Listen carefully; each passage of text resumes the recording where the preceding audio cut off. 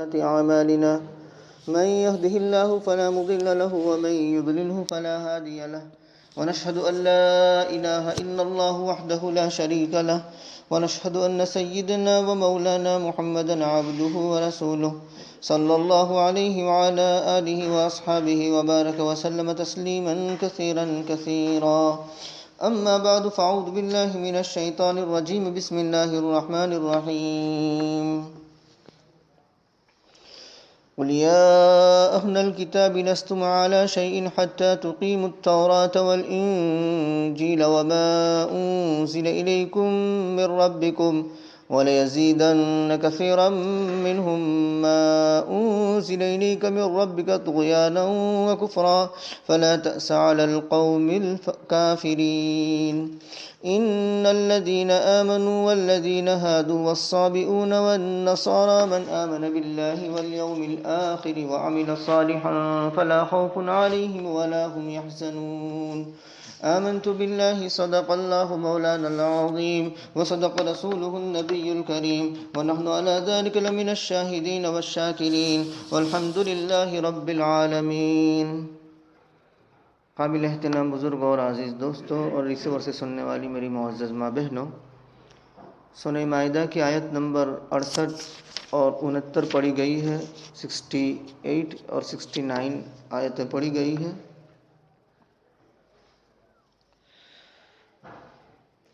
پہلے آیت کا ترجمہ دیکھتے ہیں۔ کہہ دیجئے اے کتاب والو، تم کسی راہ پر نہیں جب تک کہ قائم نہ کرو تورات اور انجیل اور اس چیز کو جو نازل کی گئی تمہاری طرف تمہارے پروردگار کی جانب سے، اور ضرور ان میں سے بہت سوں کو بڑھائے گی وہ چیز جو نازل کی گئی آپ کی طرف آپ کے پروردگار کی جانب سے، سرکشی اور انکار کے اعتبار سے، کفر اور انکار کے اعتبار سے۔ مطلب یہ کہ اللہ رب العزت کی جانب سے آیتوں کے نزول کی وجہ سے ان کی سرکشی اور کفر میں اضافہ ہو جائے گا۔ سو آپ افسوس نہ کیجیے کافر لوگوں پر۔ یہ پہلے آیت کا ترجمہ ہوا۔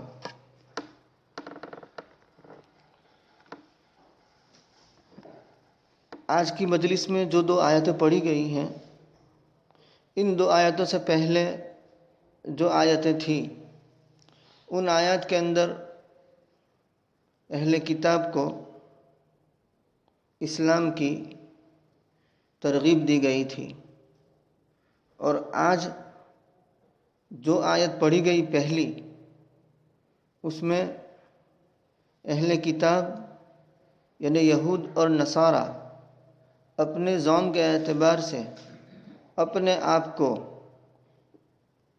حق پر سمجھتے تھے، تو گویا کہ جس چیز پر وہ اپنے آپ کو حق پر سمجھتے ہیں، اس چیز کے بطلان کو اور باطل ہونے کو اور غلط ہونے کو اس آیت میں بیان کیا گیا ہے۔ اور ساتھ ہی اس آیت میں رسول اللہ صلی اللہ علیہ وسلم کی ذات گرامی پر تسلی کا مضمون بھی نازل کیا گیا ہے، فلا تأس علی القوم الکافرین کہہ کر کے۔ یہ تو لب لباب اور خلاصہ ہے۔ ہم اس کی وضاحت میں جاتے ہیں۔ پہلی آیت میں اللہ تبارک و تعالیٰ نے اہل کتاب یہود اور نصارہ کو شریعت الہیہ کے اتباع کی ترغیب اور ہدایت اس عنوان سے دی کہ تمہارے اندر جتنے بھی کمالات ہوں، توریت اور انجیل کے علمی کمالات ہوں، یا تمہارے جتنے بھی ریاضات اور مجاہدات ہوں، وہ سارے علمی کمالات، نسبی فضیلت، ریاضات اور مجاہدات یہ شریعت الہیہ کے اتباع کے بغیر عکارت ہیں، بیکار ہیں، پوائنٹ لیس ہے، اس کا کوئی فائدہ تمہیں نہ ہوگا۔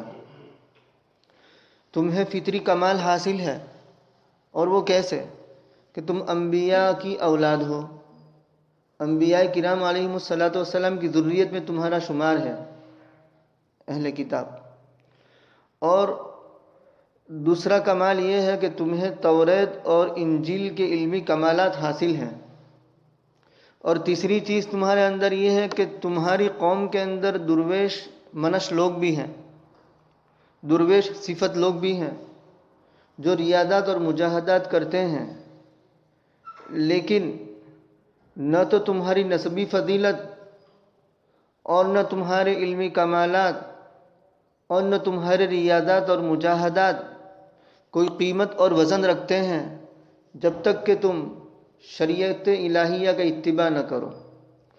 تو یہ کمالات کے اندر اور نسبی فضیلت کے اندر اور ریاضات اور مجاہدات کے اندر قیمت اور وزن آئے گا شریعت الہیہ کے اتباع کی وجہ سے۔ تو گویا کہ ان میں وزن پیدا کرنا ہو تو شریعت الہیہ کا اتباع کرو۔ تو اس طرح ترغیب دی گئی ہے۔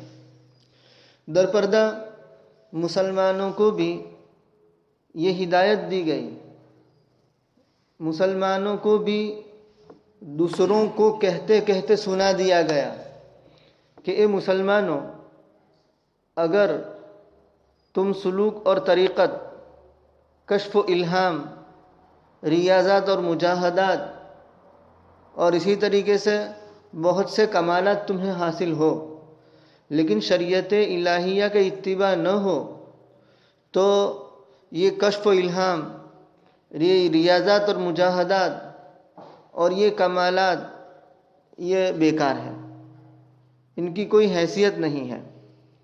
آج اس گئے گزرے دور میں کچھ لوگ ایسے ہیں کہ جو کشف و الہام کے قائل ہیں، ریاضات اور مجاہدات کے قائل ہیں، اور اس کا غلبہ ان پر ایسا ہو جاتا ہے کہ اپنے محلے میں اپنے کمرے میں بیٹھے بیٹھے ہی ان کی نماز مدینہ کے روضے میں ہو جاتی ہے اور حرم شریف میں ہو جاتی ہے۔ گویا کہ وہ کمالات اور مجاہدات کے ایسے اونچے درجے پر پہنچ گئے کہ فزیکل اور جسمانی اعتبار سے ان کو کسی نقل و حرکت کی ضرورت نہیں ہے، مسجد میں امام کے پیچھے نماز پڑھنے کے لیے آنے کی ضرورت نہیں ہے، ظاہری شریعت کا اتباع کی ضرورت نہیں ہے۔ ایسے کشف اور الہام ان کو ہوتے ہیں کہ بیٹھے بیٹھے ہی ان کی نماز روضے میں ہو رہی ہے، بیٹھے بیٹھے ہی ان کی نماز حرم شریف میں ہو رہی ہے۔ یہ گمراہی کی باتیں ہیں، یہ جہالت کی باتیں ہیں۔ ظاہری شریعت الہیہ کے اتباع کے بغیر یہ کشف، الہام، ریاضات، مجاہدات، کمالات یہ بیکار ہیں۔ اصل تو شریعت کا اتباع ہے، اصل تو استقامت ہے، اصل تو شریعت کے جو ظاہری اعمال ہیں اس پر کاربند ہونا ہے۔ تو عوام کو بے وقوف اس دور میں بھی لوگ بناتے ہیں، اور عوام بیچاری گھینٹوں بکروں کی طرح، بھیڑ بکروں کی طرح ان کے پیچھے چل جاتی ہے، اور جو وہ کہتے ہیں وہ مان لیتی ہے کہ پیر صاحب کی نماز تو یہاں بیٹھے بیٹھے وہاں حرم میں ہو رہی ہے۔ ارے بھائی، یہ کہاں کا پیر آ گیا کہ اس کی بیٹھے بیٹھے حرم میں ہو رہی ہے؟ نبی صلی اللہ علیہ وسلم پوری رات کھڑے رہتے ہیں اللہ کے سامنے، سجدہ ریز ہوتے ہیں اللہ کے سامنے، اور مسجد میں جا کر نماز ادا کرتے ہیں۔ ان کی کمرے میں نماز نہیں ہوتی، وہاں تو مدینہ میں موجود تھے، پھر بھی کمرے میں نماز نہیں ہوتی، اور وہ مسجد میں تشریف لا رہے ہیں، اور ان کی یہاں بیٹھے بیٹھے نماز ہو رہی ہے، حالانکہ مدینہ تو یہاں سے کئی ہزار کلومیٹر دور ہے۔ یہ گمراہی اور جہالت کی باتیں ہیں۔ تو کہا گیا کہ اے اہل کتاب، تم کسی راہ پر نہیں ہو جب تک کہ تم قائم نہ کرو تورات کو اور انجیل کو، اور اس کو جو تمہاری طرف تمہارے پروردگار کی طرف سے نازل کیا گیا۔ اس ما انزل الیکم من ربکم میں غور کرنے کی چیز یہ ہے کہ اللہ تبارک و تعالی چاہتے تو جیسے تورات کا نام دے دیا مختصراً، انجیل کا نام دے دیا مختصراً، اللہ یوں بھی فرما سکتے تھے قرآن، یعنی یوں کہہ سکتے تھے کہ حتی تقیم التوراۃ والانجیل والقرآن، لیکن قرآن کی بجائے کیا فرمایا؟ ما انزل الیکم من ربکم. اور تمام مفسرین کا، جمہور مفسرین کا اس بات پر اتفاق ہے کہ ما انزل الیکم من ربکم یعنی جو کچھ آپ کی طرف، آپ کے پروردگار کی طرف سے نازل کیا گیا ہے وہ قرآن کریم ہے. تو سب جمہور مفسرین متفق ہیں اس بات پر کہ ما انزل الیکم من ربکم سے مراد کیا ہے؟ قرآن کریم ہے. تو قرآن کریم کا لفظ مختصر بھی تھا اور آسان بھی تھا، لیکن اس کے بجائے اللہ تبارک و تعالیٰ نے ایک طویل جملہ بیان فرمایا. اور وہ طویل جملہ کیا؟ ما انزل الیکم من ربکم. شاید اس میں اس بات کی طرف اشارہ ہے، یعنی اس مضمون کی طرف اشارہ ہے جو نبی کریم صلی اللہ علیہ وسلم نے احادیث مبارکہ میں بیان فرمایا ہے. اس کا لب لباب اور خلاصہ یہ ہے کہ نبی کریم صلی اللہ علیہ وسلم نے احادیث میں یہ بیان فرمایا کہ اللہ تبارک و تعالیٰ نے مجھے علم و حکمت کا خزانہ قرآن کریم بھی عطا کیا ہے. اسی طریقے سے دوسرے علوم اور معارف بھی مجھے عطا کیے گئے. تو گویا کہ وہ علوم اور معارف یہی قرآن کریم کی تفسیر اور تشریح ہے. تو گویا کہ وہ بھی وحی کے حکم میں ہے. حدیث میں آتا ہے، ابو داؤد شریف کی روایت ہے، نبی کریم صلی اللہ علیہ وسلم فرماتے ہیں کہ الا انما اوتیت القرآن ومثلہ معہ. سنو، میں دیا گیا ہوں قرآن کریم اور اس کے مانند اس کے ساتھ، یعنی قرآن کریم جیسے دوسرے علوم اور معارف بھی مجھے الگ سے دیے گئے ہیں، بذریعہ وحی وہ بھی مجھے پہنچائے گئے ہیں. پھر آپ نے یوں فرمایا الا یوشک رجل شبعان علی اریکتہ فیقول علیکم بہذا القرآن. سنو، آگاہ ہو جاؤ، متنبہ ہو جاؤ.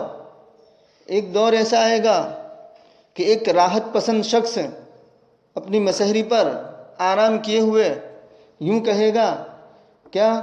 شبان یعنی پیٹ بھرا ہوا، مطلب راحت پسند، دنیا کی طرف مائل ہونے والے کہیں گے کہ علیکم بہذا القرآن، تم اس قرآن کو پکڑ لو.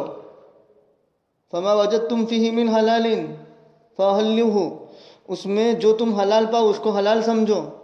وما وجدتم فیہ من حرام فحرموہ، اور اس میں جو تم حرام پاؤ اس کو حرام سمجھو.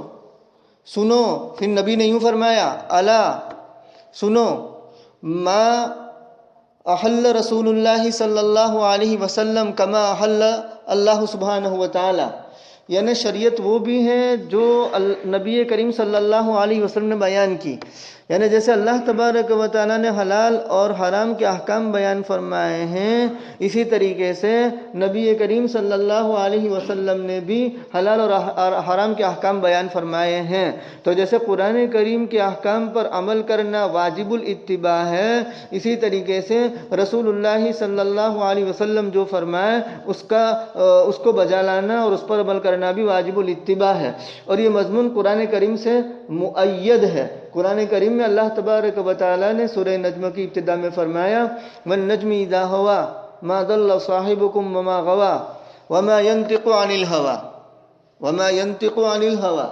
نبی اپنی خواہشات نفسانی سے کلام نہیں کرتے، جو کچھ بھی کہتے ہیں وہ اللہ کے حکم سے کہتے ہیں.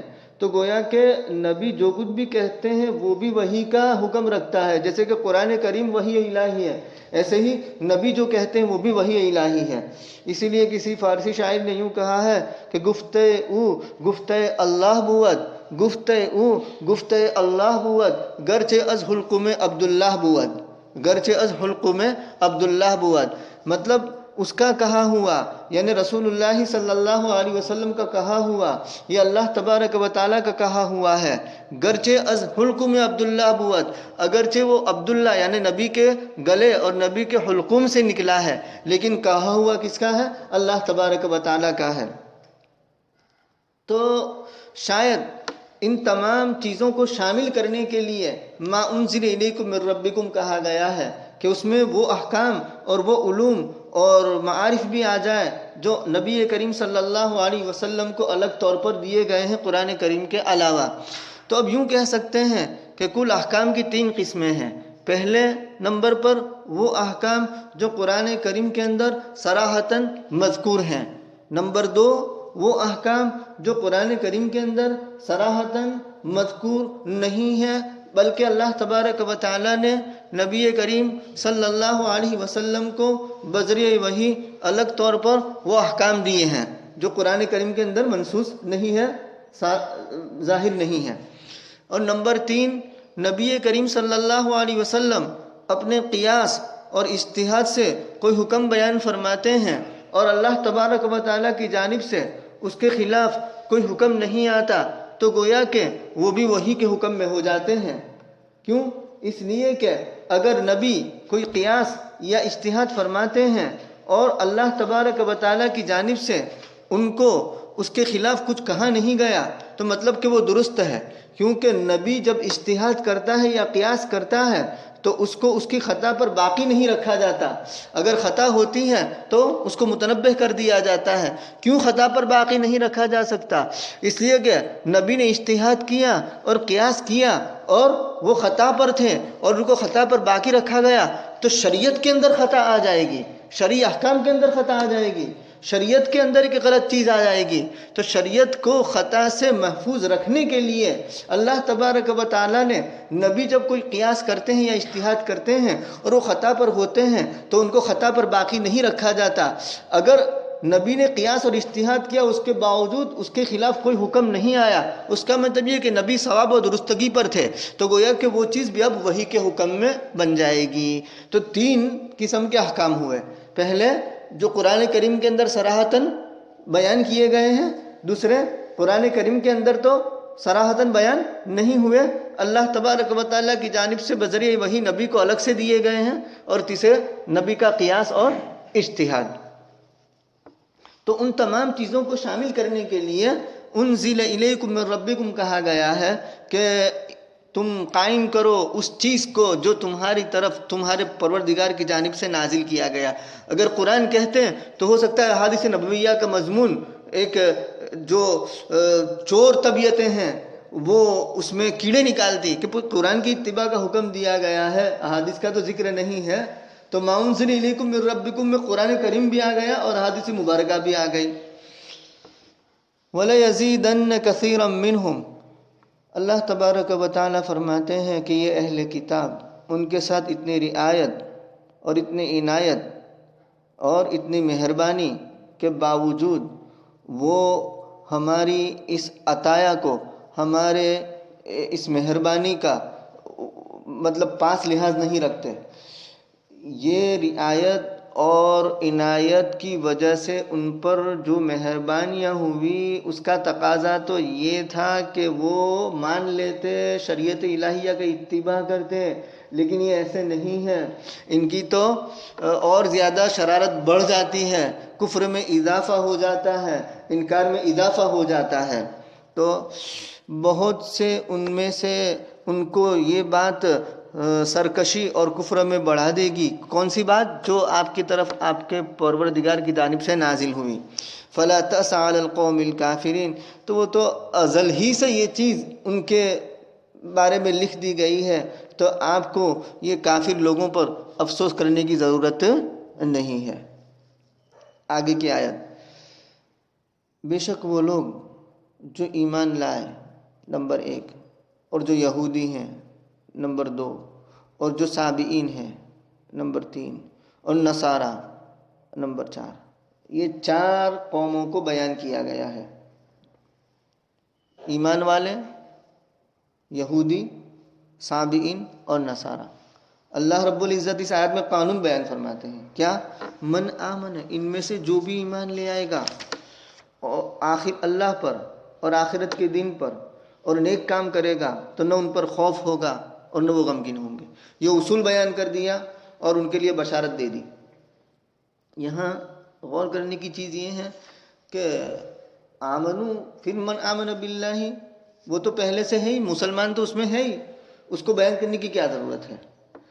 تو اس کے پیچھے حکمت یہ ہے کہ اللہ تبارک و تعالی موافقین کے لیے جو انعام بیان کرتے ہیں وہی انعام مخالفین کے لیے بھی بیان فرمانا چاہتے ہیں۔ مطلب یہ کہ یہ جو انعام ہے لا خوف علیہم ولا هم یحزنون کا، کوئی ذاتی خصوصیت کی وجہ سے نہیں ہے۔ مخالفین کو گویا ترغیب دی جا رہی ہے کہ اے مخالفین، اگر تم بھی ایمان والوں کی طرح یعنی ہمارے موافقین کی طرح اللہ پر ایمان لے آؤ گے اور آخرت کے دن پر ایمان لے آؤ گے اور نیک کام کرو گے تو جو انعام ان کو ملا ہے یعنی لا خوف علیہم ولا هم یحزنون کا، او مخالفین تمہیں بھی وہ انعام سے نوازا جائے گا۔ اس پر ان کی کوئی اجارہ داری نہیں ہے مسلمانوں کی صرف کہ صرف مسلمانوں ہی کو نوازا جائے گا، نہیں۔ جیسے موافقین کو ہم عنایات سے نوازتے ہیں ایسے ہی مخالفین کو بھی ہم نوازیں گے، لیکن معیار یہ ہے کہ وہ ایمان لائے اللہ پر اور آخرت کے دن پر اور نیک کام کرے۔ تو جیسے ان کو نوازا جاتا ہے ایسے ہی تم کو بھی نوازا جائے گا۔ تو مخالفین کو ترغیب دینے کے لیے مومنین کو جو پہلے سے ایمان والے ہیں ان کو شامل کیا گیا ہے۔ دوسری بات یہ غور کرنی چاہیے کہ من آمن باللہ والیوم الآخر، ایمان باللہ کو بیان کیا، ایمان بالیوم الآخر کو بیان کیا، ایمان بالرسالت کو بیان نہیں کیا گیا ہے۔ تو اس کا ایک جواب تو یہ ہے کہ یہاں اللہ تبارک و تعالی ان عقائد کی تفصیلات کو بیان کرنا نہیں چاہتے، بلکہ موقع اور محل کے اعتبار سے جو چیز ضروری تھی اس کو اللہ تبارک و تعالی بیان کرنا چاہتے ہیں، اس لیے ایمان باللہ کو بیان کیا ہے اور ایمان بالرسول کو، ایمان بالیوم الآخر کو بیان کیا ہے۔ اور یہ بھی کہا جا سکتا ہے کہ قرآن کریم کی اصطلاح میں ایمان باللہ وہی معتبر ہے، قرآن کریم کی اصطلاح میں ایمان باللہ وہی معتبر ہے کہ جن باتوں پر اللہ تبارک و تعالی نے ایمان لانے کو کہا ہے ان باتوں پر وہ ایمان لائے وہی ایمان معتبر ہے۔ اگر یہ اصول سمجھ میں آ گیا تو اب آگے چلتے ہیں کہ ایمان باللہ کی اس اصطلاح کو اللہ تبارک و تعالی نے قرآن کریم نے بڑے واضح الفاظ میں بیان فرما دیا۔ سورہ بقرہ میں ہم نے پڑھا فَإِنْ آمَنُوا بِمِثْلِ مَا آمَنْتُمْ بِهِ فَقَدِ اهْتَدَوْا، اگر وہ لوگ یعنی یہ لوگ ایمان لے آئے جیسے تم ایمان لائے۔ قرآن کریم کے مخاطبین اولین کون ہیں؟ صحابہ کرام۔ تو گویا کہ صحابہ کرام سے خطاب ہے کہ اگر یہ لوگ ایمان لے آئے جیسے تم ایمان لے آئے تو وہ بھی راہ پا جائیں گے جیسے تم راہ پا گئے۔ تو صحابہ کے ایمان کو معیار بنایا گیا ہے، اور ظاہر بات ہے کہ صحابہ کے ایمان میں ایمان بالرسول یہ ایک اہم رکن تھا۔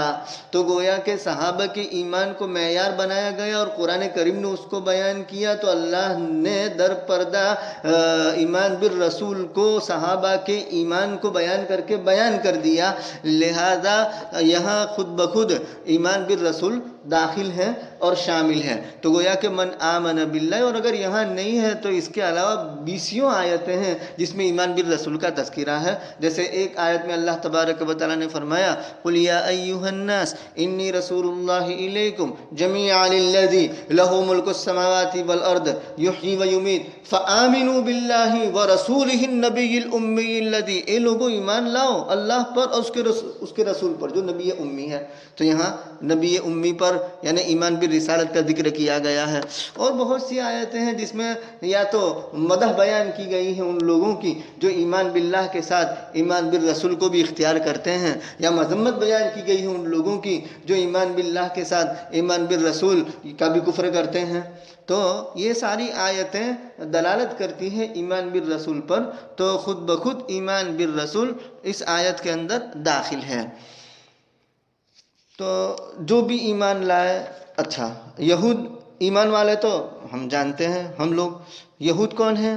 جو موسیٰ علیہ السلام کو ماننے والے، تورات کو ماننے والے۔ سابئین کون ہیں؟ تو اس میں بہت سے اقوال ہیں، لیکن ان تمام اقوال کا لب لباب اور خلاصہ قدر مشترک چیزوں کو ملا کر کے یہ نکلتا ہے کہ سابئین وہ فرقہ ہے کہ جو فرشتوں کی عبادت کرتا تھا اور زبور کی تلاوت کرتا تھا اور قبلے کے خلاف نماز پڑھتا تھا، یعنی یمن کی طرف رخ کر کے نماز پڑھتا تھا۔ زبور کی تلاوت، فرشتوں کی عبادت اور قبلے کے خلاف رخ کر کے عبادت کرتا تھا، نماز پڑھتا تھا، وہ سابئین ہیں۔ تو والنصارى یہ عیسائی، جو حضرت عیسیٰ علیہ السلام کو ماننے والے اور انجیل کو ماننے والے. تو یہ 4 قوموں کو بیان کیا گیا اور ان کے لیے ایک قانون بیان کیا گیا، من آمن باللہ والیوم الآخر وعمل صالحا.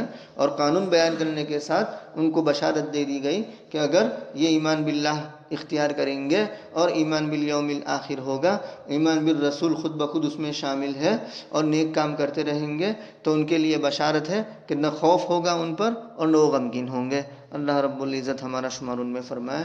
سبحان اللہ وبحمدہ، سبحانک اللہم وبحمدک، ونشہد ان لا الہ الا انت، نستغفرک ونتوب الیک. سبحان ربک رب العزۃ عما یصفون، سلام علی المرسلین والحمد للہ رب العالمین.